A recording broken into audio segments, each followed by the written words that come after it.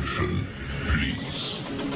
The show starts in 10, 9, 8, 7, 6, 5, 4, 3, 2, 1, go. Hello, everybody. Welcome. Yes, I decided to do something changing up. Yes.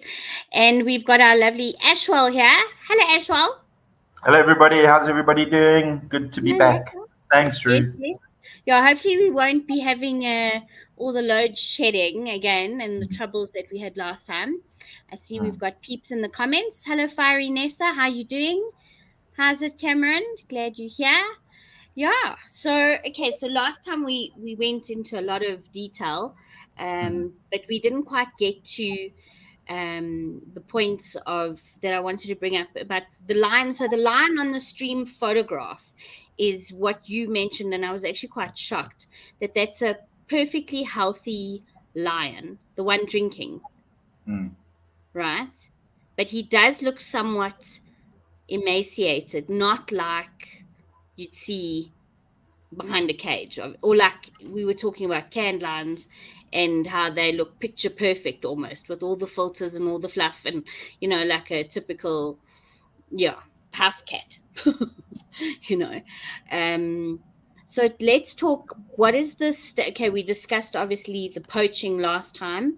Let's talk the health status quo of our lions and how many there are in Africa or in KNP or Okay, well, let's start with 20,000, which is kind of the estimate of wild lions in Africa.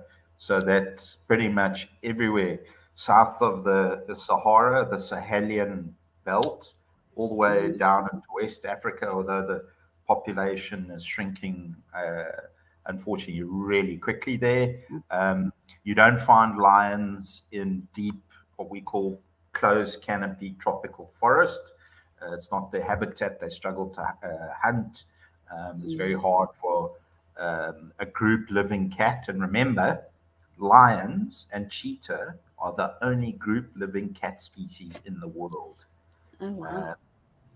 And I'm not talking about your domestic kitties at home. No, sure.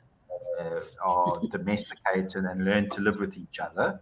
But even then, our domestic kitties at home form a hierarchy generally, and which cat of yours is kind of in charge and will dominate some of the others. So overall, if we get down to South Africa, if we look at estimates of wild lion, Kruger's about 2,000, and then with some of the other reserves, you're probably adding another 1,000 to 2,000 in total wild lions. Again, wild lions. So captive, there's crazy estimates, anything from 8,000 up to 12,000 captive bred lions, but you don't count them in the population. As we discussed in last show. Say that again, you don't count the captive bred lions. Okay. The population. Okay. What I'm sharing are wild lion statistics as well. So in the Kruger, it has the biggest population of wild lions in South Africa. There are obviously our neighboring countries. Botswana's got a very small population. They come from a colonial hunting legacy with the Portuguese during at least up to the mid-70s. There was a lot of hunting that happened in Mozambique. So their lion population's pretty much collapsed. They've still got a few here and there. And sadly, since the last show, just following up a bit more in Mozambique, there's been some lion poaching in Nyassa, that massive reserve I spoke about as well. So the lion population there is kind of under a bit of pressure, the wild lion population. And then Botswana, obviously, is a massive country. The lions there are more desert adapted. much bigger distances to try and figure out how many lions there are. Similarly with Namibia, although with the Namibians, um, their lions also still tend to be centered in national parks as well, particularly in the northern portion or northeastern portion of Namibia near the Zambezi Kunene line. And then Zambia, I don't know what's happening in Angola in terms of they're very circumspect about what information they share. And then obviously Tanzania and Kenya are well known in terms of their lion populations. But having said that, they are still in some form of decline. Those populations are not expanding rapidly either. Remember, Kenya has a no hunting policy whatsoever. There's no hunting in Kenya. Tanzania still does allow it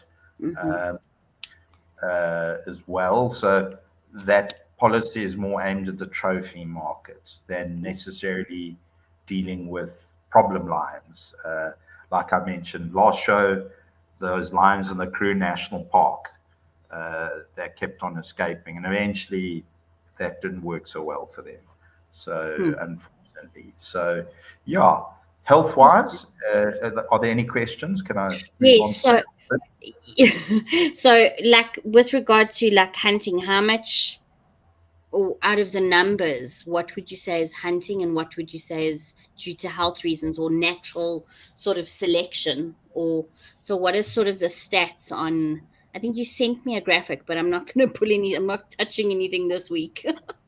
No worries. But Sorry. no. So what is the percentages sort of either hunting or just fatality, natural causes, and then TB? Okay, so most of the hunting of lions are actually private lions. Those are in places we don't have much control over, and many of those are captive bred facilities. Or what happens is, and the last time I mentioned the Dallas Safari Club guys, they have the big American annual hunting get together, and it's not just about African hunting. I mean, it's everything. If you want to go sage grouse hunting in Scotland, for example, you can book a deal and they'll sort it out for you. But a lot of the lion hunting that happens in South Africa is not on public land. Number one. What happens is captive lion facilities and maybe some reserves with wild lions allow hunting to take place. And it's a small percentage overall in comparison to the overall wild population. So a quota, and I know it's been quite contentious. The quota came out now about 2 months ago about how many can be hunted, etc. So that's a negligible portion of the population. In the Kruger, there's no hunting allowed. So, which is great. A lot of national parks don't allow hunting because they hold the core populations. So that's why last week I was saying there's an upside to hunting captive bred lions, because we don't want captive bred lions to be put back in the wild lion gene pool because they'll stop it up. They're weak. They come with all their own problems, and many of them get killed by the smarter wild lions because they've got no social skills. So it's a very, very nasty, complex problem. But then getting onto the health bits, we know, like in the Kruger, a lot of the lions have bovine TB or tuberculosis, which they've gotten via the prey base. It does cause mortalities or morbidity, as we call it in scientific terms. Lions can deteriorate quite quickly from it. They show all the classic signs. Last week, I've been in a lion autopsy once or twice, and you can see the spotting on the lungs. You've got to be very careful yourself how you handle, just your own protection and Sure. that kind of thing, because they might have other diseases that you're unaware of as well. So, in terms of condition, like in that photograph, the one interesting thing is lions improve their condition quite quickly and they lose condition quite quickly. So, um, they're not the best hunters, believe it or not. So they need approximately, I think the original figure is about every day they need to eat about 10 kilograms of meat, Sure. protein. So, and that doesn't happen generally. So lions go through a feast or famine phase. So sometimes they might not eat for a while, and they might struggle, and for a variety of reasons. Bad weather, like we've now had, could make it very difficult to detect scent of prey. Windy weather, swirling weather, it can make a lot of trouble for them. So they generally lose condition quickly. So although you think, oh, they're totally unhealthy, um, maybe not. It's just because they haven't eaten in a while. And you can see it when they're walking or you tracking lions, you can see the line of the stomach. Straight away, you can tell if the lion's eaten recently because their stomach is either is distended a little, or you can see in the case of lionesses that they're lactating maybe as well. So the signs are also pretty obvious. Now, the other thing is you can have healthy lions with Yeah. TB that you would never know that they've got TB. It also depends on the stage and the progression of the disease, just like humans. There are plenty of people that have got TB and they look fine. Yeah. It's until maybe they pick up one or two symptoms, maybe stress levels, uh, coughing increases, blood in the sputum and the spit. They go for a test and wow, I've got TB, and that kind of thing. So it really, really, really depends. But I mean, um, you can use like super antibiotic dosages to sort it out, or at least take the edge off, and then the lion can recover and get along with its business. One thing we do know, often when we see lions in the park with TB, they get these strange liquid. Um, it's almost like a cyst on their Right. jaw. Sometimes you can pick it. You see these cysts, and it's not an open injury that's bleeding. It's like just this big bump, Right. and then okay, hang on, that could be a lion with TB. So normally we call those ones in. We get a GPS coordinate, and we get hold of the section ranger, and then they try and go and find it. If you've lost it, if it's moving on into terrain that we can't follow it, and they go and try and find it, dart it from the air, quickly treat it, give it a booster, um, help it out, Okay. and intervene. Yeah. Okay. Are most of the lions got collars on?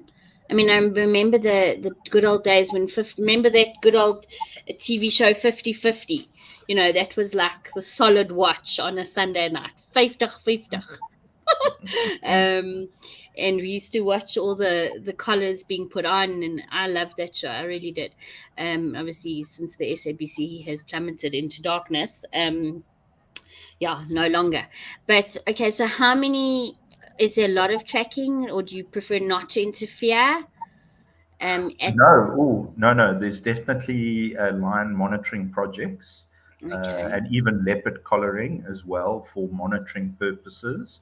yeah, But um, before people get worried about, then you know where they are, and then you can go and hunt them. No, most of them are around behavioral science, also monitoring the development of prides, movements, trying to get an understanding of the behavioral side of things.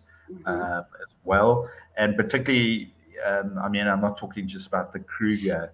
A lot of private reserves, when they introduce lions, say for the first time, they often collar them as the protocol because that might be a condition that the parks board says you must monitor, because if the lions escape, you're going to have to find them, particularly if the communities in the area must find them so they can be dealt with or brought back or treated or whatever. So collaring serves a lot of purposes. Lots of it's research conservation work. Some of it's about the integrity of a reserve.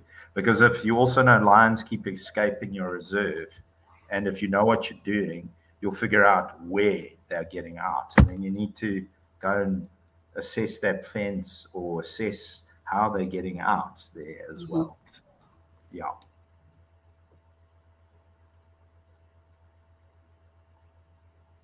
That's fascinating. And then, sort of, what's always fascinated me, I think during lockdown, I watched, what was that movie with Michael Douglas? Was it with Ghost of the Kenyan? Yeah, the Kenyan.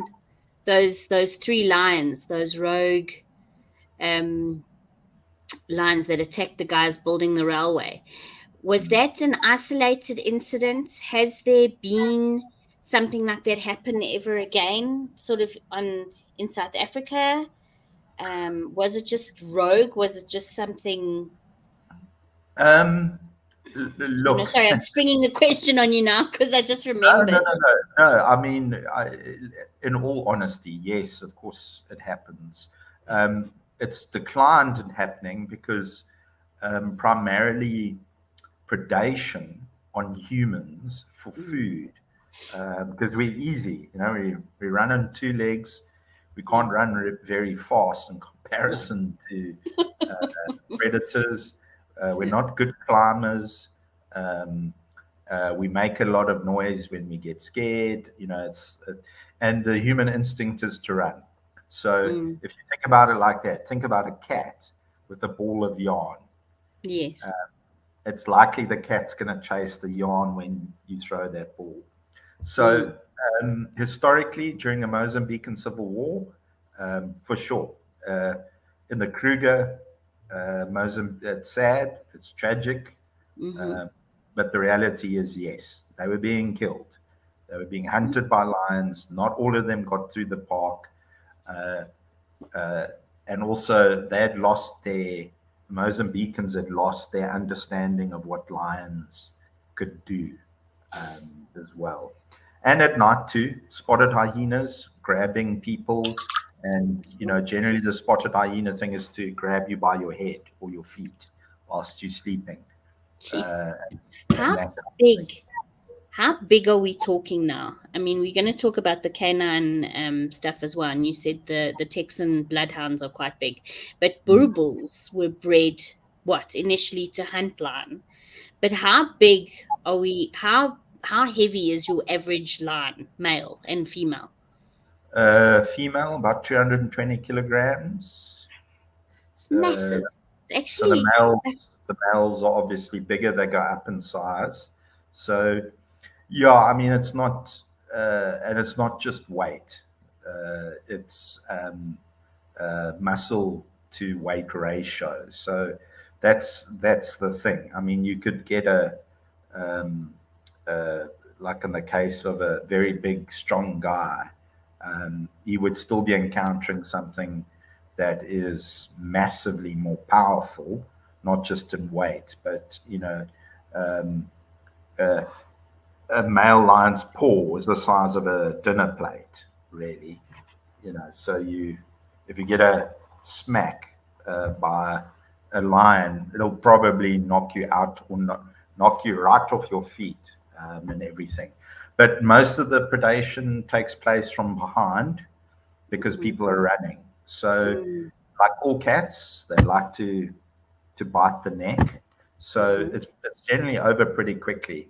If they take you from the front, it's a painful death. It's clear. They're going to just claw into and you, and subdue you, and eventually they'll get into the neck or somewhere where there's a vital artery. So was it last year or the year before, a guy in this region who had a kind of a lion breeding thing, and he used to walk with his lions and everything. Guess what happened? One of his lions that he raised accidentally opened up his femoral artery, played very roughly with him, and he died. This guy, I'm not going to say his name. So a lot of us, that's why a lot of us are like, no lion walking safaris or I went to school with someone, I won't say his name either, and he runs one of the lion, rehab centers. We can talk about it off air, and maybe we can even invite him on one day. I don't know what's happened, obviously with COVID and stuff, and there were incidents, I think, at the park. I love that. I remember there was a meme where there were a whole lot of tourists inside a cage watching the lions, and we were like, yes, that's the way it should be, instead of the other way around, instead of the lions in the cages and us walking free. I thought that was quite humorous. But geez, like, you actually, we've seen videos where guys, I remember it was an old Mercedes, they've switched off the car, they're filming in the Kruger, and all of a sudden this lion comes at them and the head literally fits in the car window, or barely. And like, you think it's even like in the ocean, like we think, oh, dolphins are the size of Labradors. Dolphins are massive. They are huge, and we get so sort of complacent with thinking, oh, a lion's probably the size of a really big booble. Meanwhile, it's 3-4 times the size of that. A dinner plate, that's it's like 2 books. 2 books. So if you get slapped by that and there's claws attached to it, then you know all about it. And lions, like leopards, they keep their claws constantly sharpened. So they'll go up to trees. That's also another way of figuring out, there's a big cat around. They'll go up to trees. And I don't know if you've ever seen it with cats. Their claws peel from the middle outwards. So whilst they're sharpening it, the next layer comes through and the old layer peels off. And they sharpen their claws. So leopards do that territorially as well, quite a lot, where they'll scrape trees and scratch trees. And there's a territorial leopard around here. So in their case, it serves several purposes. It keeps my claws sharp, and I maintain my territory as well. So getting back to your question, man-eating historically was a big thing in Africa. It was for a long time, particularly before the advent of like modern camping or glamping, where there's a lot more light and things like that. Fire does help, but stalking humans and taking humans, particularly at night, is very easy, because our night vision, human being is a diurnal species, if we want to speak in science terms. We've got forward-facing eyes. Our hearing isn't particularly good, and our sense of smell is not so good. And that's why humans are also group-living animals primarily. We need a group. And one of the benefits, like the blue wildebeest and the Masai Mara and Serengeti, living in a group means that, if the lions attack, they'll take 1 or 2 of us, and then the rest of us can run away and escape. So, that's the other benefit of group living, is that not everybody's going to get killed.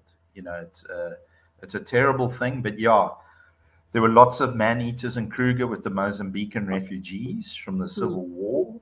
And similarly, some of the Zimbabweans who try to come through Crook's Corner into the Kruger as well also got scoffed. It sounds terrible, but it must be a horrid way to die. Have you ever been, or do your guys ever found, like, yes, called up one morning and said, listen, there's been we've found shoes, a belt, uh, torn up clothing, and a feeding site. And the lions didn't like the shoes, clearly. So, this is PG-18 stuff, but the lions had snapped through and broken the bone off, and left the foot inside the shoe, and did that with the rest, and then they ate the rest of the person. Our bones are pretty soft in comparison to other target species, so they'll and I mean, a human being is not a big meal for lions. I know we're being quite morbid now, but no, but it's listen, I can delve into more, but I find it quite fascinating. Yeah. Buzzy's got a question, I see, but we'll touch on that. How do lions get TB? But you said it's the predation of bovine, or not that cows eat. I mean, not that lions eat cows, but it's obviously filtered. It's gotten into they this. eat buffalo. So a lot of buffalo bovine TB, and so they get it through their prey base, and also potentially from each other. So because TB can be passed between human beings in close proximity, so I suppose one of the easiest ways, say like now, you've just coughed, and then you kiss somebody intensely, have a very romantic kiss, you're probably passing TB on. So for lions, essentially through its prey base, and then unfortunately, then the whole pride will get infected, because what do cats do? They lick each other, they groom each other, they spend a lot of time in close contact with each other. So yeah, I mean, that's the sad reality with bovine TB. And was it, so let's say the wildebeest got the TB, but was it us that introduced the TB? It was us, basically. It's because of us. It's because of humans interfering. Well, or is it just evolution of viruses and the original history, somewhere in the original history, there was probably, and I mean, that's why we have what we call red line zones in South Africa, where foot and mouth disease, corridor disease, TB, bovine TB, you can't allow the movement of certain kinds of meat or protein-based fluids to move across. So like the area I live in, we're in a red zone. So I can't, for example, shoot an impala and then drive from here to Joburg with it. I have to get a permit. It has to be checked for things like TB or foot and mouth disease and that kind of thing. So likely bovine TB was transmitted in East Africa between livestock populations there, because remember, South Africa, Kruger's a fence system. Most of our national parks are fence systems. But somehow into that lion population, then it moved down through East Africa, historically. So as lions moved, and remember, a lion, say a young male lion, eventually gets kicked out. We know anything from 24, it depends on the pride, anything from 24 months to 3 years old, it gets booted out because it becomes a threat to the existing male hierarchy.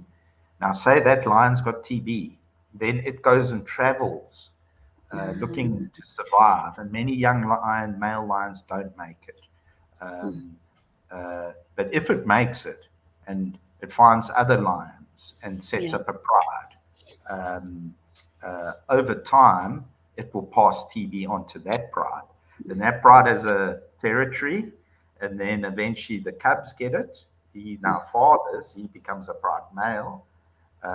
Maybe they pick up more TB from the prey base in that area, wherever it is, and then you get this movement. So TB is a traveling disease. It travels like COVID.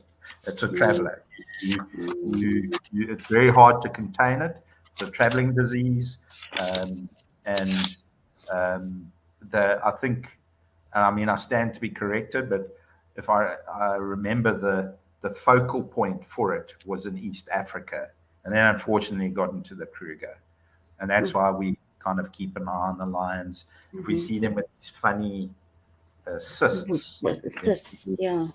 then we kind of start going, it's like a build-up of fluid on the joints. Then we know there's something strange going on. I don't, to be honest, know all the metabolism stuff about it, but there are lots of papers, a lot of research has been done on it. So next time you're in the crew and you see a lion, just remember in back your mind, shame, this poor lion could have TB and it could be functioning and going on.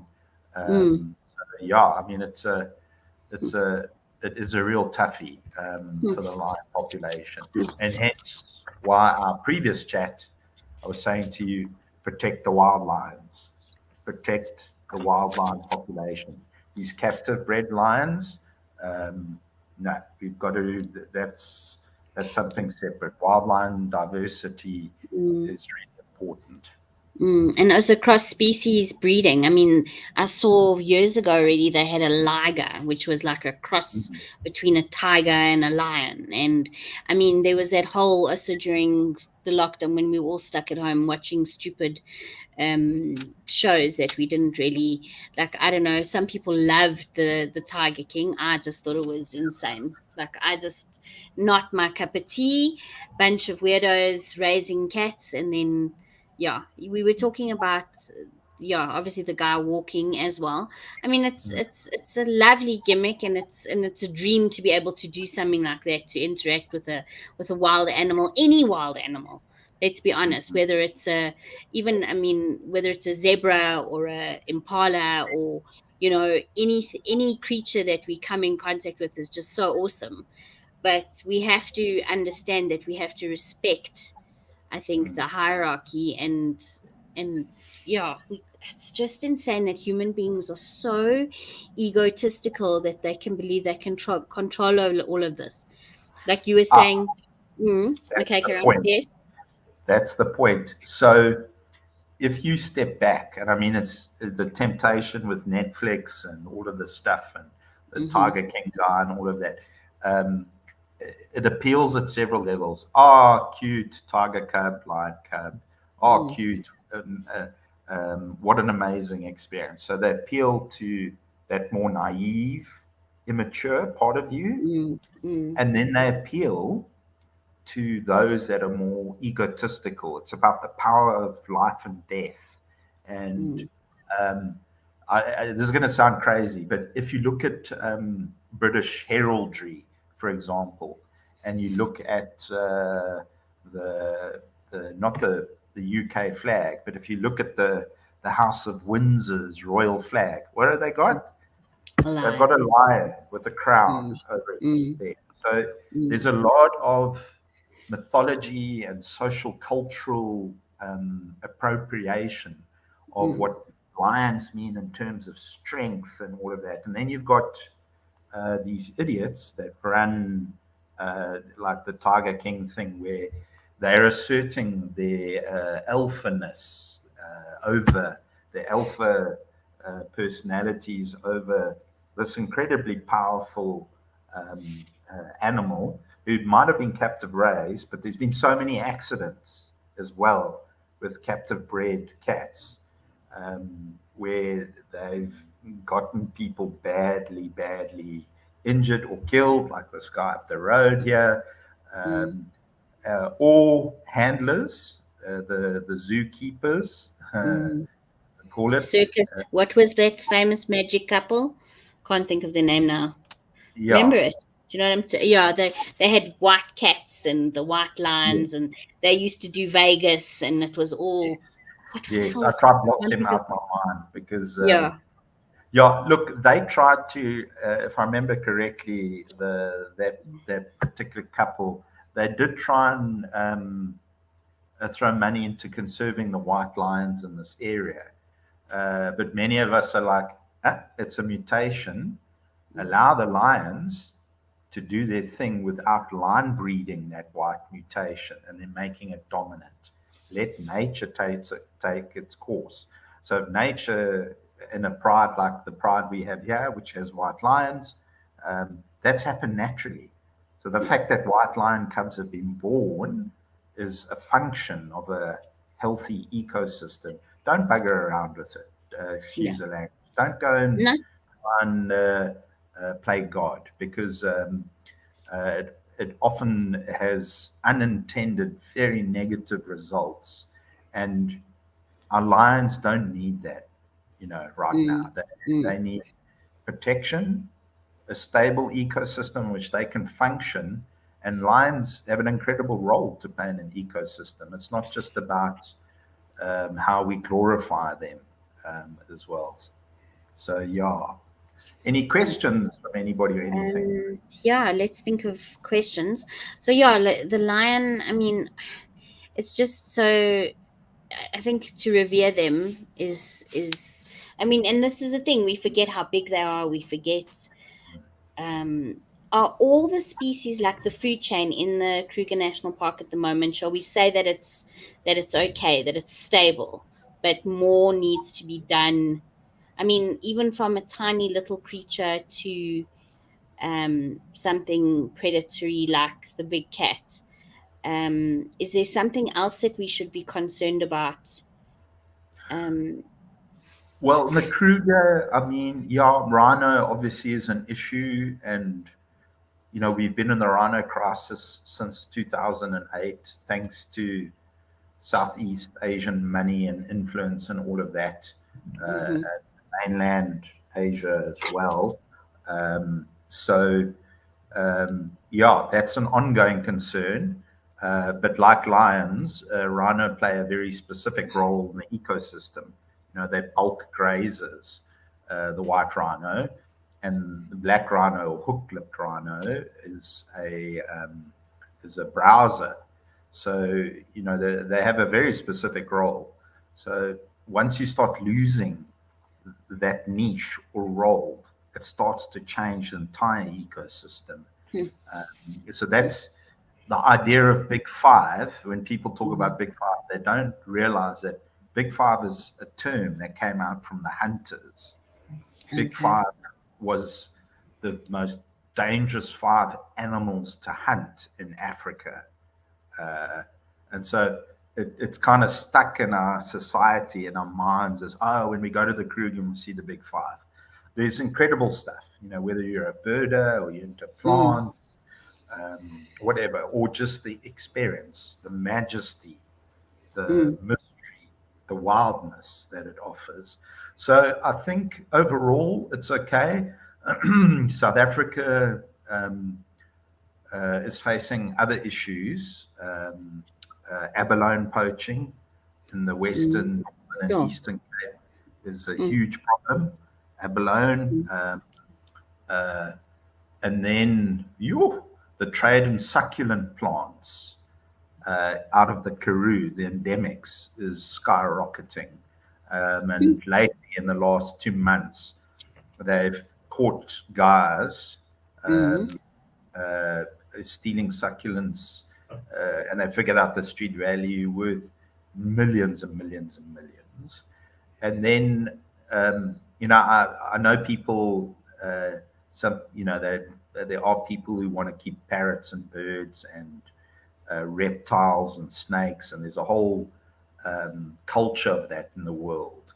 But like in Madagascar, for example, some of the Madagascan chameleon species are in big trouble because they're being harvested live from the wild and then getting pushed into the legal wildlife trade for the collector's market as well. Just like I mentioned with cheetah moving out of the Horn of Africa into the Middle East, because I mean they're clever. They grab them as cubs, and luckily you can relatively socialize them with human beings, and then they walk around. The cheetah gets this big gold-studded necklace, and they're on a chain. And you go and visit some emir, and I'm not anti-Muslim, but you go to his palace and he'd be like, it's a social status thing. He's got a cheetah's event. So there are trouble with those kind of things, these collector markets. And again, like I said to you last time, there's a big difference between collecting a boa constrictor, which is probably the most common collector snake in the world right now, versus collecting a rare horned adder from Namibia or something like that. And they're not easily replaced either. Just because they're sometimes seen quite a lot doesn't mean that they can take the strain of being over harvested. So Kruger's fairly good. Other parts of South Africa not so good, like with the poaching of succulent plants. It's changing entire plant communities there. The reptile market, definitely. I mean, the guys are stuffing reptiles, the smaller ones, into toilet paper rolls. They hide them in there, and then they try and export them in a box of toilet paper. Luckily, a lot of the canines have been trained to detect wildlife overall. So they're like, there's something. This is not just a box of toilet paper. This is not. So yeah. And are our is our border control awake, or is it a case of corruption? Like, or is there enough being? I mean, there's always more to be done, obviously. Are there good NG? Like, where do we contribute? Do we contribute to our sand parks? Do we contribute? Yeah. So luckily, OR Tambo has improved a fair bit. They've got a dedicated canine capability now. So, and AXA themselves, the Airport Company of South Africa itself, has recognized that they don't have the in-house expertise. So they've brought in quite a well-known canine company that does patrols. I mean, I've been there actually on flights, and I've seen, because it's a friend of mine, and I've seen her handlers going by with dogs. And they're even getting to the point now, if they see somebody get super nervous around the dog and the dog doesn't detect anything, they pull that person over. Say, why are you nervous? What's going on? Do you have a fear of dogs? Sorry, sir. Put your bag down. And so, yeah, Tambo's doing well. I know they're trying to roll it out in King Shaka Airport in Durban, because King Shaka is also now getting direct international flight interest as well. But Tambo and Cape Town are the big problems, and then I'm going to share like an insight for everybody.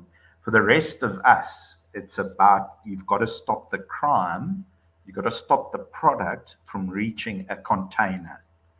So in ports, once rhino horn or ivory or whatever, and it's the same with human trafficking, once it's inside the container, it's very hard to detect. So the role of crime and where the strategies are going in South Africa for this kind of crime is to disrupt it, to stop it before it gets to the containers. Because you can imagine now, like after the floods in Durban, there's a backlog of containers. So the ranger is going to go, I know what's going to happen. They're not going to be focused on checking. They're going to be focused on clearing the backlog. So what's going out that we're not checking? So unfortunately, like disasters like that, what the poor people of KZN have experienced could actually enable crime, because the guys are going to say, we don't have time to check every single container because we're a month behind and everything. But excitingly, I have to share this. Yes. There is some detection technology that's come out of the States for canines. So you don't have to open a container necessarily. They put this, it's like it's a once only membrane, and you put it over the exhaust vent or the air vent of a container on the top right. And what it does is you leave it there for like a minute or whatever, and it absorbs air particles coming out. And then you've got your dog next to you, and then you take that filter thing and you give it to the dog. And if the dog goes and looks Malt. at it, gives you Yeah, the look, malt. Yeah. then you say to the port inspector, okay, now unlock this container. And 99% of the time, there will be something in there. The dog won't be Really? wrong. And then you go in and then and they've actually, sadly, there's been cadavers and human trafficking and all sorts of Sure. other rubbish as How well. common? I mean, we hear about it, and I know I've got a good friend of mine. She's very on that mission. She was even sharing videos during lockdown of police dressed or people, these traffickers dressed as police, literally picking girls off the street, and someone saying, "You're not the police." And it's just astounding. I mean, I know we sort of, but how it's definitely a thing, right? Yeah, I It's mean, it's in the top 4 crimes in the world, eh? So, human narcotics, human trafficking, light arms smuggling, and then, of course, wildlife. In the top 4 in the world, human trafficking is there. So, South Africa is a human trafficking hub. Got to say it. People can argue with me on this. We are a human trafficking hub in and out. So, we receive a lot because, and I'll use an easy example. At the border, a couple of 100 kilometers north here by White Bridge, you sometimes see in the news, oh, they arrested these guys with cigarettes. Then they arrested a group coming across, trying to cross a river. Like, you're going to be mad, there's crocodiles there. But it happens in large numbers. So a lot of the xenophobia in South Africa, it's interesting because there's a link. Human trafficking is not just for the sex trade. Human trafficking is also for the cheap labor or indentured labor trade as well. So that's another thing. So we unfortunately got to be careful with the cops and things like that. You've got to kind of keep an eye on that kind of thing because our borders are porous. Number one, we've got a very big border, and South Africa is a massive country. Like I might have mentioned last time, you compare us to Europe. We're huge. So human trafficking to SA is huge, and then human trafficking out of SA is huge. So we know that there are human trafficking gangs, particularly again. I got nothing against Nigerians, but for example, Durban, we know human trafficking gangs operate very strongly there, and they're not trafficking Nigerians. They are picking people off the street or picking up refugees from other countries who've come to South Africa looking for work, make all sorts of promises. Hey, go and stay at this warehouse. We'll look after you. Grab them and then get them into the human trafficking value system and get them moving. If it's not the sex trade, is it labor? I mean, could it be something more sinister? I mean, I know this friend of mine, I don't know if she still believes it, but there's this whole sort of underground where they're literally using them for their resources, to put it that way. Yeah, I mean the child labor, enslavement or indentured labor. I see Roadrunner said the organ trade.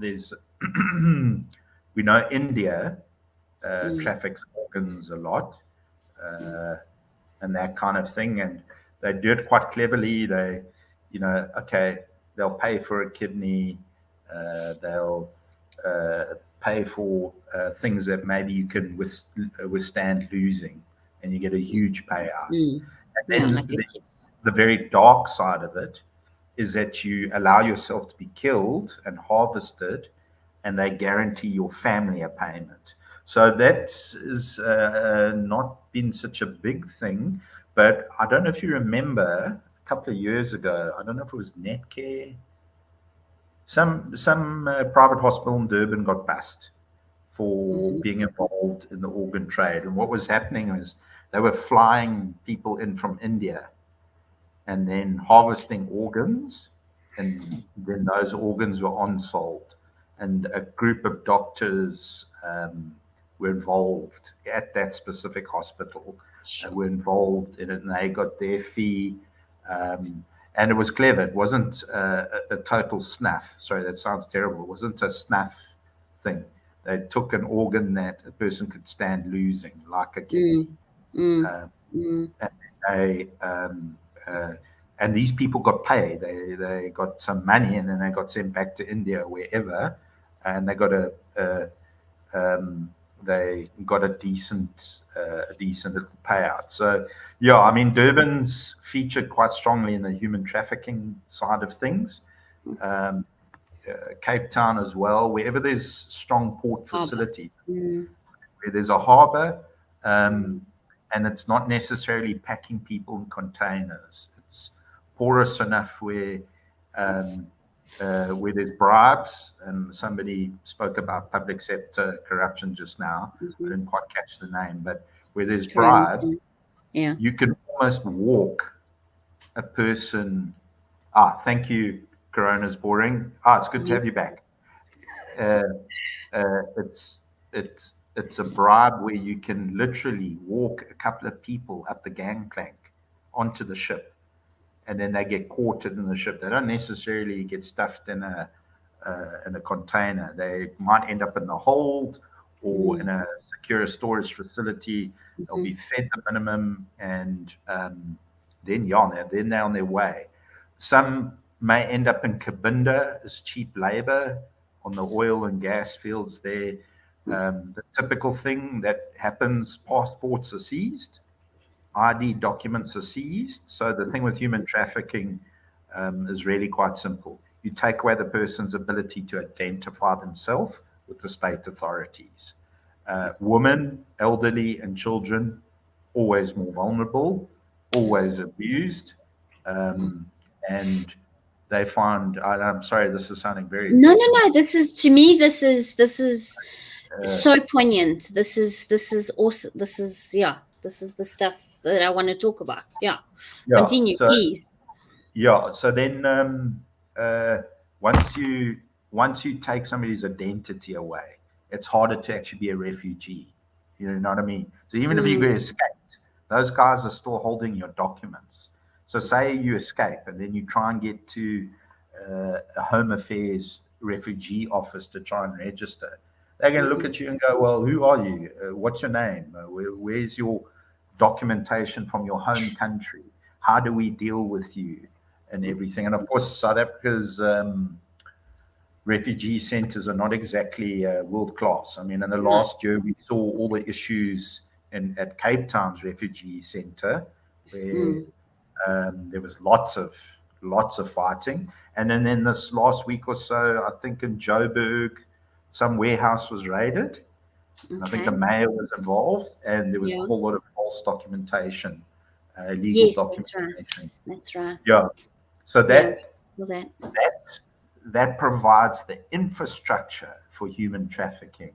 So if you hold the sword of Damocles over somebody's head and you take their papers away from them, and then the other side of human trafficking, and this is where it links to the sex trade. So the other element of it is you get people to pay off their debt to you. And that happens in several ways. So like in North Africa, with the Libyan exodus and the Libyans trying to escape their civil war, and the Syrians as well, and all those boat people dying, for them to even be on that boat, a price was paid. A price was paid. And that price might have been there and there as a deposit, but those traffickers that were moving up and down often also held the card against the family that remained. So the family that remained would be expected to work or provide money too. So human trafficking is both active and passive investment as a business. Sounds terrible. If you look at it from a business perspective, the people pay off where the trafficker will say, well, you owe me $10,000. You're going to have to work it off. You gave me $1,000 to get you to this point. Now, if I release you, I'll find you and you better work for the rest off. So the strip joints, Joburg, Cape Town, Pretoria, particularly with all those Eastern European girls and African girls as well, depending on the clientele and all of that rubbish, they often are paying off debt. Their lap dances and whatever that other rubbish and they're paying off debt as well. And they also generally have their passports and IDCs. So even if they get a legal visa, just because you go through legal channels sometimes to get into a country, the person that helped you pay for it often holds the card over you. And then you arrive and your visa is based on the fact that there's a job. They've sometimes arranged that job more often than not, 90% of the time. And then you're expected to pay back. And this is how these guys collect cash, even if it's like $50 a month. Now, if you're running people that you've trafficked and they owe you, and say you've got 50 to 100 of them all paying you $50 to $100 a month, the equivalent, just using now becoming real money, you are a kingpin of sorts. So, yeah, I mean, unfortunately, South Africa, human trafficking is a difficult thing. And it can be very simple. It doesn't have to be a strip joint. It can also be seasonal labor. People paying an agent, say in Mozambique, to be on a list, to be able to get a job at a macadamia farm in South Africa to pick macadamia nuts in season. So it's not always what like the movies make out this I mean, of course, it's a transnational crime issue, but it's not necessarily all about carrying narcotics and being drug mules and sex trade slaves. It's much bigger, and it's permeated quite a few economic sectors. But I don't want to over talk it. I know we've gone. Well, we can discuss that then another stream. And it's just so. What's amazing to me, unless you're having the discussion, you don't think about it. And this is why I think education and talking to people like you is so important. I just don't want to get you into trouble. I mean, apparently. No.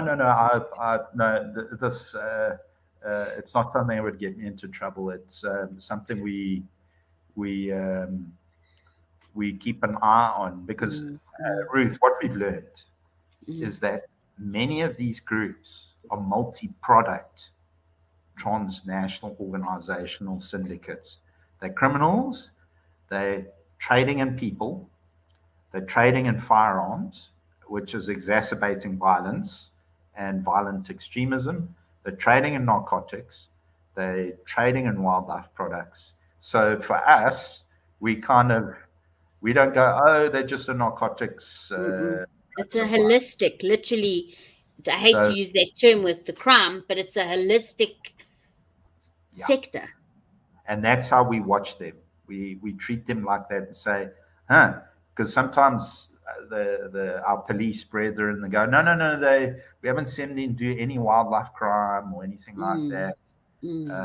We've seen them speaking to lots of people, and there's lots of young women traveling with them, and you're going, well, dude, like, open your eyes. It's not one crime, and unfortunately the world's moved to that a bit. It's as though these transnational organized crime syndicates have evolved, and you know how South Africa's policing system has evolved. You kind of end up having these specialist detective bureaus that only work on livestock crime, or they only work on narcotics, and they only work on firearms and everything. But the criminals don't separate themselves like that, and they don't care about provincial borders either. So when a detective working in Mpumalanga then has to ask permission to go and follow up something in Limpopo, it gets very, very bureaucratic or blurred. and blurred. So yeah, I mean, my call to action is, hey, we have to adapt. They're moving faster than we are. Some of us can see it, and we're only seeing a portion of the picture. Some of us can see it, but we have to kind of get our act together. You know, like wildlife crime and the trade in firearms is very closely linked.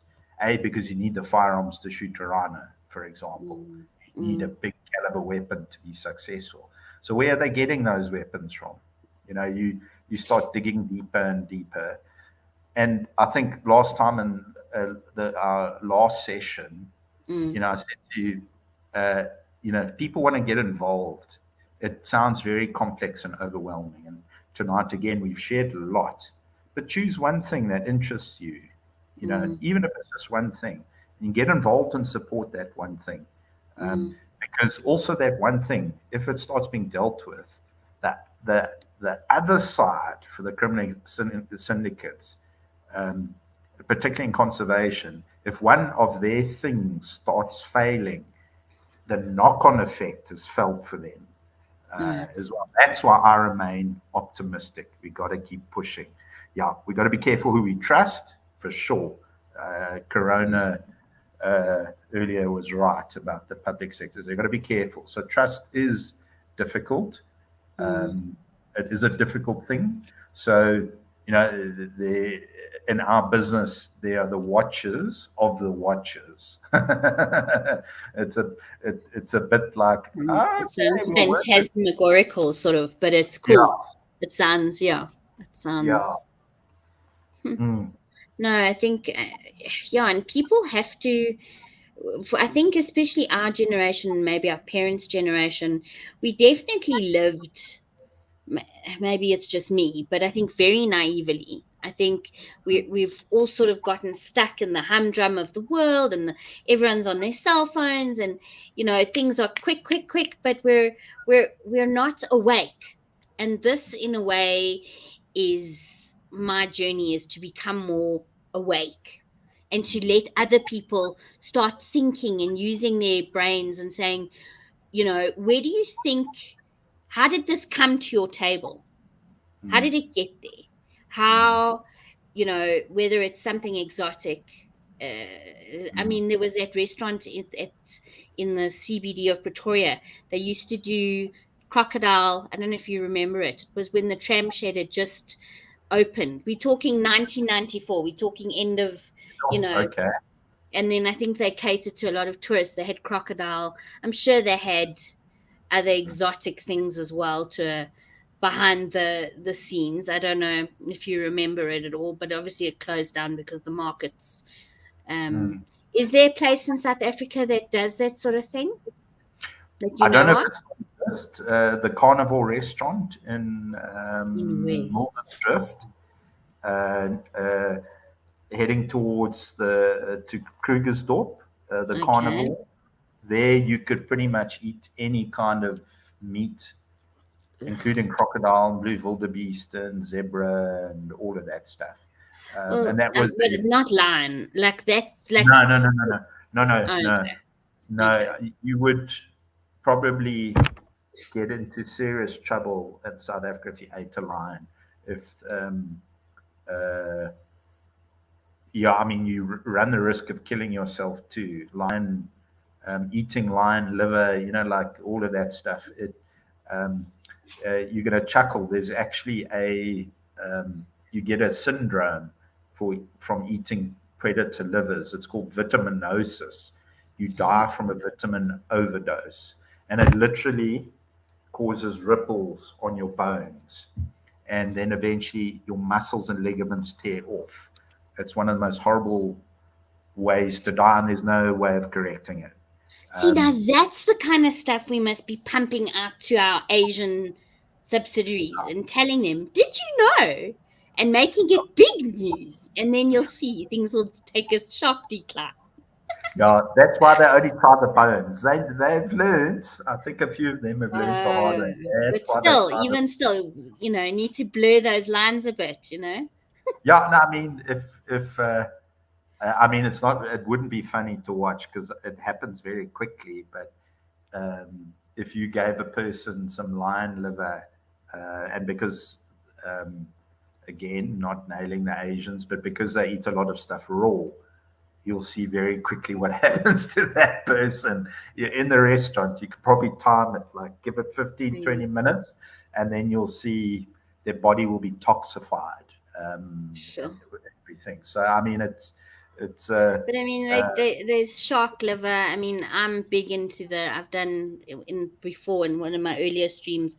I spoke about the documentary Seaspiracy, and there's also the dolphin trade, but it all is about the money again, right? And we've got, I mean, the fishing. What is their name? The fishing forestries industry. Yeah, and what's I knew I should have looked it up again, but are they being okay? Maybe you can't tell me this, but I don't know if we've got the right people there at all. Because apparently there are two massive ships that are in our is it the Atlantic Ocean, that are just overfishing our stuff big time, and it's Yeah, I mean, our sea lions are starving. There was that yeah, thing on, yeah. yeah. So um, um, we have a problem.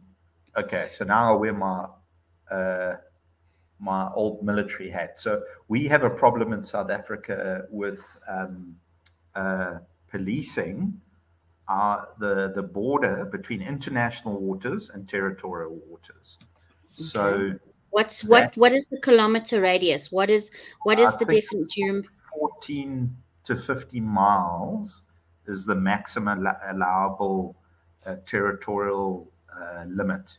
So okay. what happens is, and when I was still in KZN, we used to see them come in and try and report it. But what happens is that they stitch in.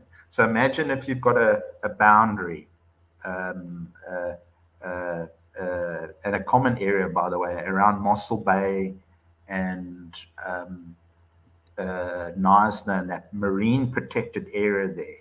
So funny, I was actually checking last night because I have an app, and I was just checking on what ships were around and what they were doing, and it was amazing to see. The guys go in and out like they're stitching. So they're on the border, and then they drag, because a lot of them are long liners. So they drag their long line, or they quickly come in and then they get out. So I call it stitching. So they stitch in and out into our waters for a little bit, and then we don't have the law enforcement capacity to then send out a ship or a patrol boat, because our navy's kind of gutted, sadly. Gutted. Yeah, Everything's but been gutted, Ashwell. yeah, Everything. but being positive, I'll send you a link. We can chat about it, the fisheries thing, another time. Okay. But what they are doing is we're receiving 3 new inshore patrol vessels, and not little rubber ducks.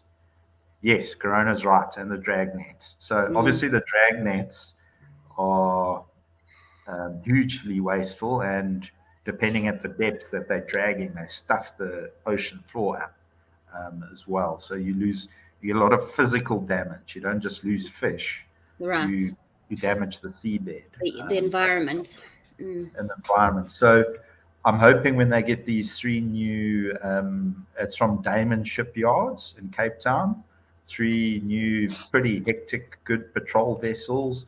They're not as big as these frigates we bought from Germany, which are pretty useless because that you can only use frigates for war, really, and they're not good ships for inshore work. And you send them into deep water. So South Africa should have focused on a marine protection law enforcement a long time ago. It's long time coming. Yeah, And having we've seen, yeah, having submarines and all of that's great, and having surveying ships is great. That's definitely a necessity because that does help with ecological stuff, with oceanographic research. We need to know where things are. But we do need marine law enforcement. And it goes right around from the west coast and the Northern Cape, right around up to Ismangaliso, the old St. Lucia Wetland Park, and our border with Mozambique. And unfortunately, the Mozambicans are welcoming the Chinese to come and fish. So they're not stopping at Mozambique. They'll do their thing there, and then they'll sneak down on the edge of our territorial waters. And also, look, the fishing license thing, and now we're talking about, has been a big hot potato. Even before I moved back to the Kruger, I was in Cape Town for a while, and I went and attended one or two provincial legislature public meetings, and it was awful to see these community folk from the West Coast and small towns that they lost their indigenous fishing rights. And it wasn't like they were going out with a massive trawler. These guys were catching maybe 20 kilograms of fish a day and were selling it. Are we talking about multi-generational fishing families? Right. And they lost their rights. And I when I saw that, and I'm going to name somebody now. So she's still active in the state, in Parliament, because she got fired from being the minister. So Tina Jomat Peterson, one of the ministers at the time of forestry and fisheries, she stuffed it up. She gave the rights to all the big players. And then you know what some of the big players did? They bought the rights from some of these smaller communities at a discount. These communities thought, oh, we're going to make lots of money. These big money. And of course, it didn't happen. And so we all know West Coast rock lobster, particularly after this red tide now, it happened last weeks. Yeah, March, the population crashed and everything. And now we've got rural folk who've got who had rights to sustain themselves. This is about sustainable livelihoods. This is not about poaching tons and tons of fish. It was never about that. So yeah, I have a real problem personally with how fishing rights are allocated and how we are allowing. I mean, I was seeing there was a Taiwanese trawler yesterday. I was watching yesterday, very busy near Mossel Bay, and then a couple of others. One or two South African trawlers, which, you know, look, for me, you know, SA comes first. You know, our own trawlers are the, if fishing's going to happen, it has to be our own first and everything. But, you know, we have trouble with the Spanish too, believe it or not. Spanish love fishing in our waters, along with a few Asian countries. And guess who has the biggest fishing fleet in the world? Well, the Spanish Armada they used to have the biggest, but I would say that the Spanish? No, China. No, China, yeah. China has the biggest fishing fleet in the world. Yeah. So obviously, when I say fishing fleet, it's owned by various people, but it's you know, I mean, the New Zealanders have also had a go at the Chinese about their behavior, and what they do is they often park on the edge of a boundary for weeks and weeks and weeks, and you'll see 50 or 60 ships, and then quickly they're in, and then they're out. And so by the time you go out to say, hey, they already moved back out, because this, and I think, yes, South Africa, without being pessimistic, South Africa has obviously problems with law enforcement and marine law enforcement, but we're not the only country. You know, somebody like New Zealand is struggling to tell the Chinese fishing fleets, hey, be careful. Yeah. We're not enjoying you doing what you're doing. I think, I can't remember, it was Corona said, Corona's boring. Corona's point about Somalia. So thanks, Coronas. Funny enough, there hasn't been an incident of piracy for 4 years in Somalia. So the UN Office of Drugs and Crime have upped their game there. But what's happened, Corona and team, is that the piracy has spread. The Gulf of Guinea and West Africa is the new piracy hotspot, and obviously the Indonesian Strait into the South China Sea remains a big piracy hotspot, but they're not targeting big oil tankers and everything. They're targeting other things. And it's not always about product. I think many of you might have watched that film, Captain Phillips, with I haven't seen it yet. Yeah. that famous actor. Tom Hanks. So it's often about kidnap potential. It's about money, ransom, like that South African couple that got caught up in West Africa. So piracy's dynamic has changed a bit. Before it was about a bit of product. Now it's about seizing vulnerable people and holding them to ransom. So what's happened, Corona and team, is that piracy has shifted down into the Mozambican Channel. That's why South Africa's just sent a frigate up there to deal with it, to have a deterrence presence, to try and disrupt it. There's a military imperative with it as well.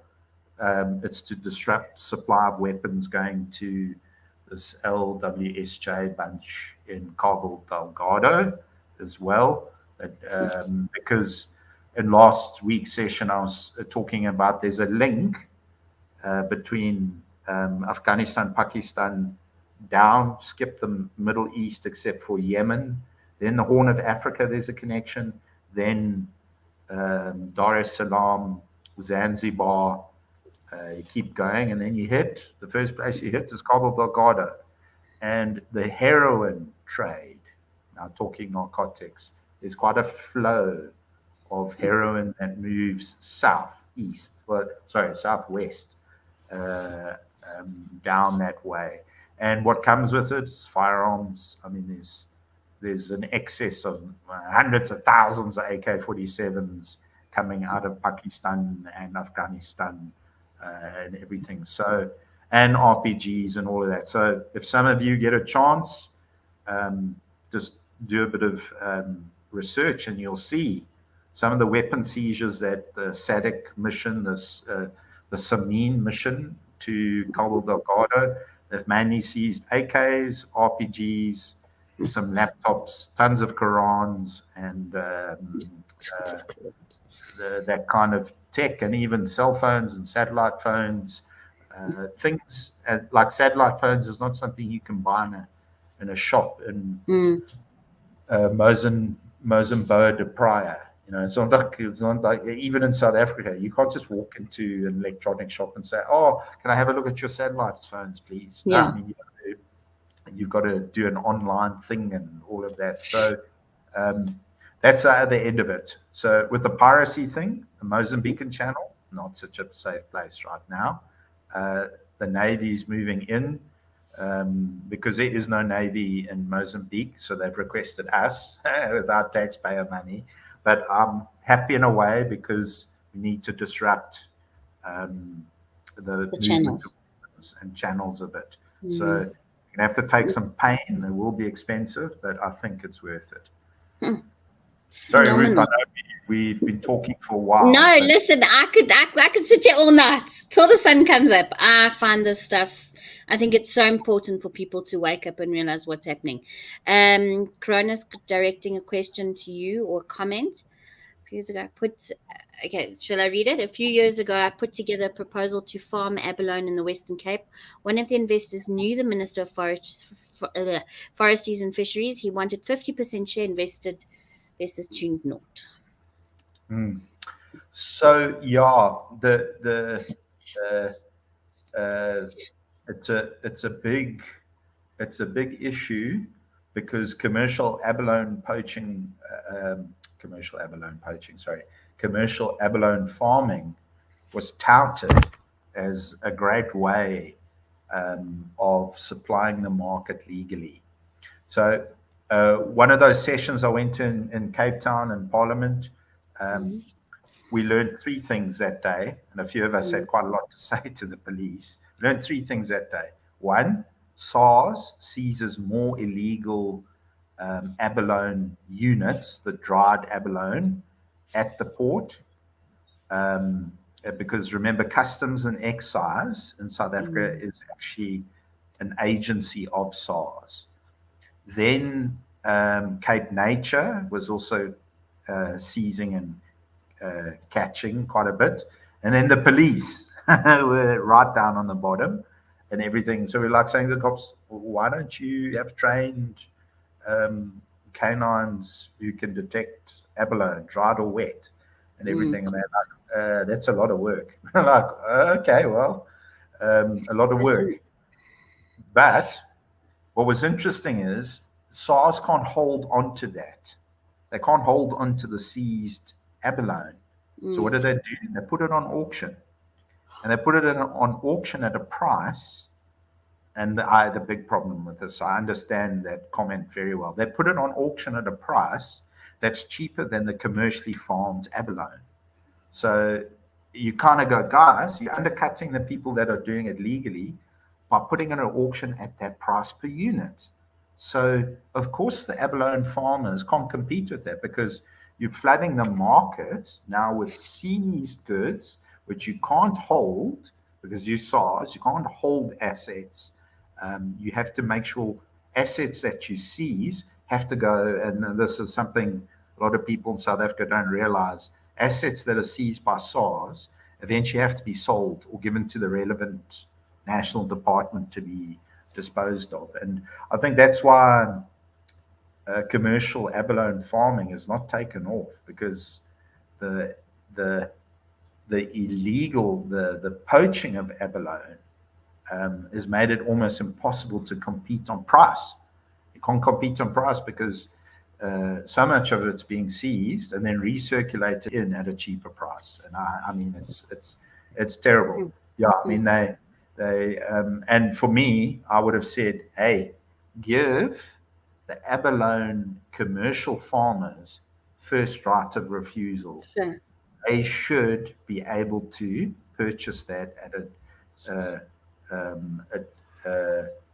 a discounted rate. So you don't legalize this other thing. Yeah, money and yeah. Yeah, and then he's got another comment. So on Chinese honey that is entering South African by the barrels. Oi, oi, oi. Okay, so we're tackling a tricky issue in the sense that our current party in power has historical ties to China. So with the decline of South Africa's exports and that kind of thing, I'm not surprised. I didn't hear about this Chinese honey coming in by the barrel, but I'm not surprised because also China's trying to offload stuff that it's been struggling to offload elsewhere because a lot of it's not sustainably done. So every time we buy a Chinese product, and I know some Chinese people will take umbrage with me for saying this, but let's make an assumption, by and large, when China produces something itself, and it's not, I'm not saying like Apple, who's opened a factory there. Apple, I know, have their own standards of doing things, but we're competing with somebody. It's a bit like the Brazilian chicken that was coming into South Africa that undercut our own chicken prices. So China subsidizes an immense amount of its production as well. And so with Chinese honey coming in by the barrels, I'm sure it's arriving and then be reprocessed by probably some well-known brands here who are going, thanks for the barrel. Now we're going to put it in our bottles, and hopefully somewhere on that bottle is going to say the honey originates in China, or something like that. But if that's the case, yeah, I'm not surprised. I was showing with the Ukrainian situation and our support of China, and I'm not anti-China as a trade partner. Don't get me wrong, but it's about how you do things, how you produce Ethically, things. integrity. And integrity. Yeah, exactly. Thanks, Ruth. Yeah. So, yeah, that's interesting. Thank you for that. I'm going to dig around a bit more, speak to some of my friends around the Chinese honey thing, because, yeah. It's on an individual. I don't know. They're having their own little discussion about something. Excuse me. No, this has been fascinating, and it's just it gives me so much food for thought. And what's amazing, I looked up now the Seaspiracy documentary. Have you seen it? Yes, I have. And it's amazing because what spurred me on, I remember when Rico Barry, I mean, we're talking 20 years ago, opened up what is what's going on in a little place in Japan, with the killing of dolphins. And I saw that 20 years ago. And then they talk about it, and they talk about, okay, then they capture these dolphins, and then they go to the Middle East, and they have these dolphin shows. But that's not where it stops. And it's the big companies, it's the big guys that are overfishing, that are pulling the strings. At the end of the day, it's the big fish, literally. And I mean, it's, yeah, as you've seen the documentary, you know what I'm talking about. But I've actually got shivers. I'm like it gets me, I don't know how to explain it. It makes me furious. And I think you just have to wake up. People just have to wake up. No, So, I mean, what I like to say to people, it's also about what you're not seeing. Like, particularly with ocean related issues, it's also about what you're not seeing. So, like the things with rhino horns and everything, and ivory poaching and all of that, there's still a high degree of visibility in the public domain. But the ocean, you have to be and I'm actually saying to all the viewers here, be distrustful, because it's not something we are able to see easily. Be distrustful, ask the questions, because we can't see what's happening out there. Occasionally, like we hear, there's a chase happening. I think we did for the Patagonian toothfish a couple of years ago. That trawler that illegally fished it, we sent one of our warships after it, because enough of a stink was created. Because actually, I think it is a red list, or what we call an IUCN red list species, and we got involved as well. I think under political pressure, to be honest, we got involved to make a point. So, unfortunately, the oceans, we don't always know what's going on.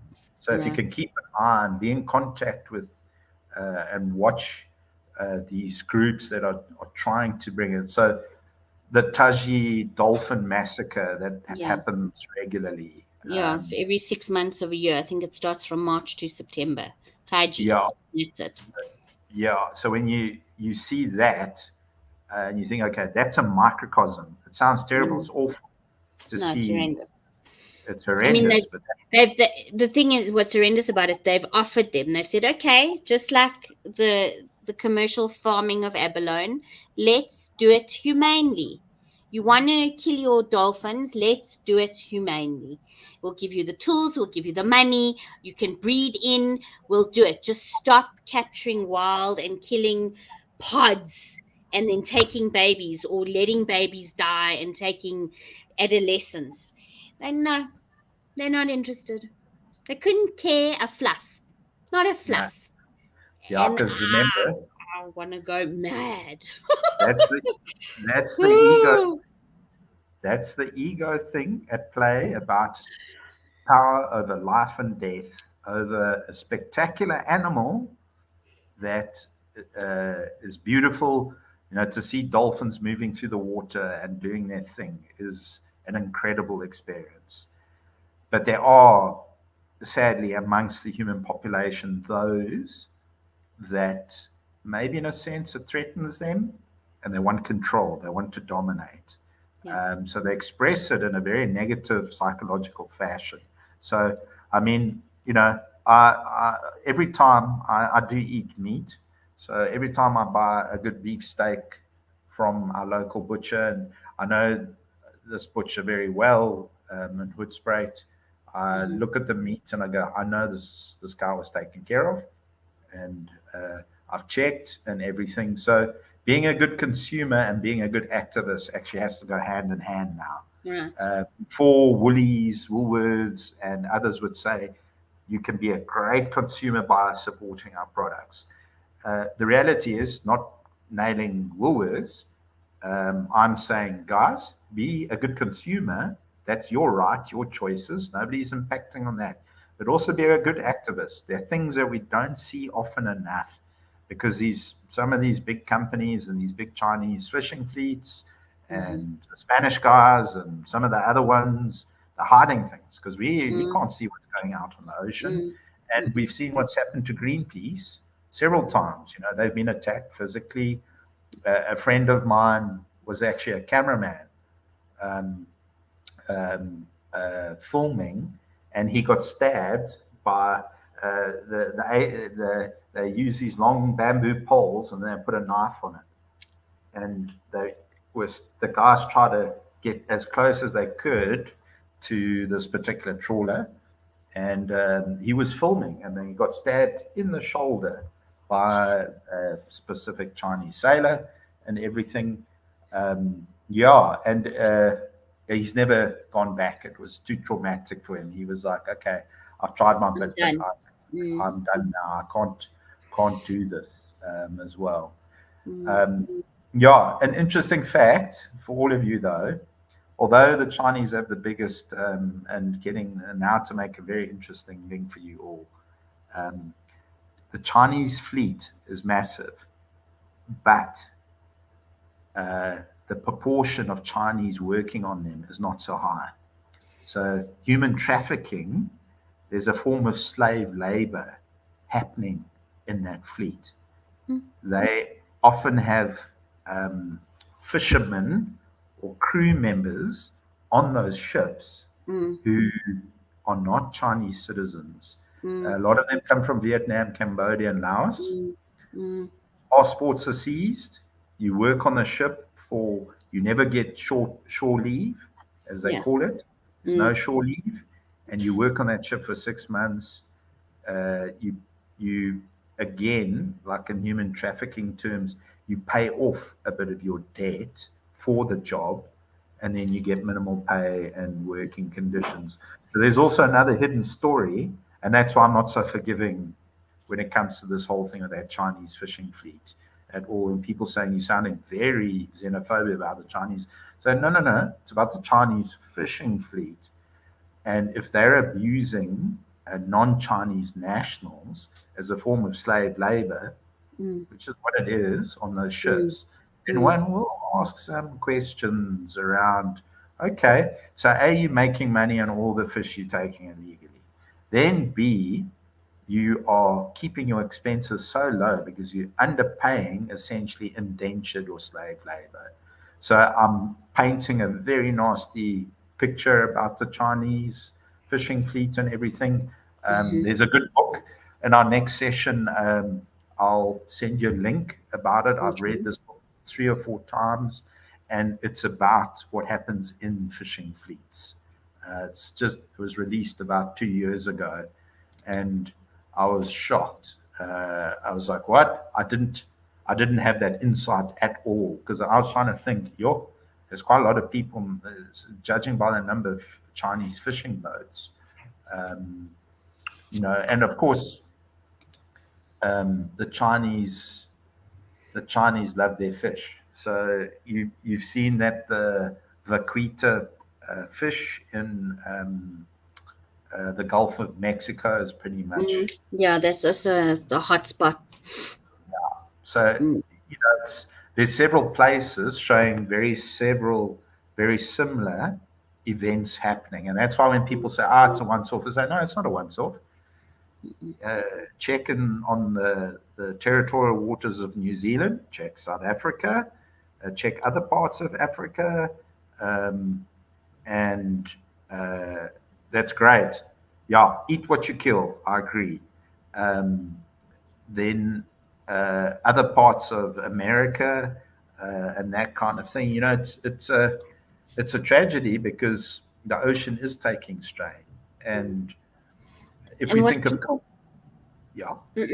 No, I just want to say what people don't realize is that the oceans, not the rainforest, the oceans are actually our lungs of the Yeah. world. Yeah.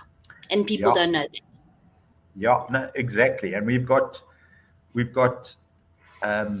several concerns with that. If we think about where we are Africans.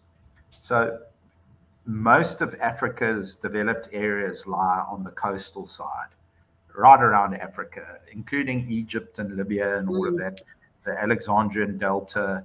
Um, Somalia is heavily reliant on fishing and all of that. There's a few countries like the Sudan and South Sudan that maybe not, and Uganda, some of the landlocked places. But even Malawi has a big lake, and they rely heavily on fish on their diet. Mm. A lot of the other coastal regions rely on the ocean for their food, Right. things like that. And I mean, we underestimate the value that it brings. And another example, just to start ending off with, there's been that whole expose in Namibia. I don't know if he was a Norwegian or whatever. He corrupted the government guys to land some stupid tender, their version of state corruption, but he got caught. And now they're trying to deal with the fallout. So, yeah, anyway, Cameron's comment. Yeah. Yeah. Remember, Right. cows' farts are primarily methane, dude.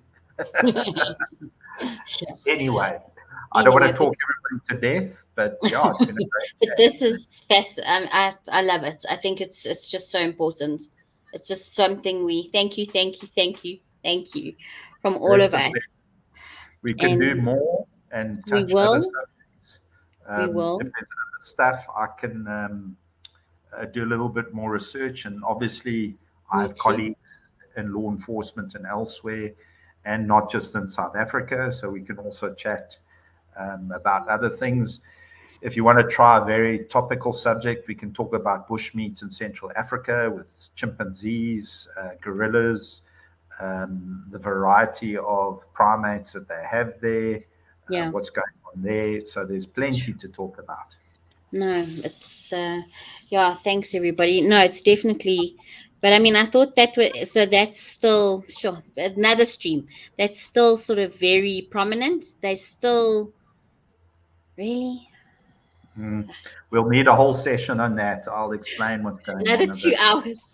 Yeah, no problem. We No, can but keep thank you. And thank you everyone for joining me. And yeah, remember to, if you not yet subscribe. Yeah, we'll have lots more conversations like this in the future.